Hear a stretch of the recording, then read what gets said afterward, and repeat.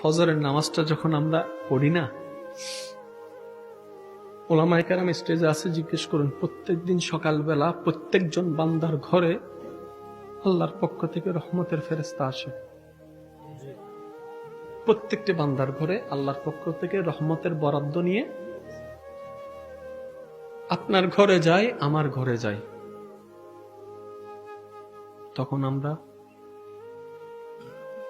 আমরা জোরে বলেন না, ফজর মানি 6টা 7টা নয়, শোবে সাদিক। কারণ আল্লাহর ঘরের ওখানে টাইম যেটা, ওই টাইমটা আমাদের টাইমের সাথে না, ওটা শোবে সাদিকের সাথে হয়। রহমতের ফেরেশতা প্রত্যেকটা বান্দার ঘরে আল্লাহর পক্ষ থেকে রহমত নিয়ে আসে, ঘরের দরজার সামনে দাঁড়ায় থাকে। বান্দা ঘুম। এবার সেই ফেরেশতা বলে, আল্লাহ, তোমার রহমত তুমি দয়া করে দান করেছ, কিন্তু সেটা নেওয়ার মতো কোনো বান্দা তো এখানে খুঁজে পাচ্ছি না।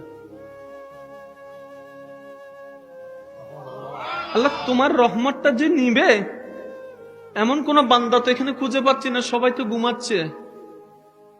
আল্লাহ পাক বলে যে একটু অপেক্ষা করো, দেখো না উঠে কিনা, নামাজে দাঁড়ায় কিনা, একটু দেখো না। অনেকক্ষণ দাঁড়ানোর পরে ফেরেশতা আবার বলে, আল্লাহ, কোন বান্দা তো নাই তোমার রহমতটা নেওয়ার জন্য।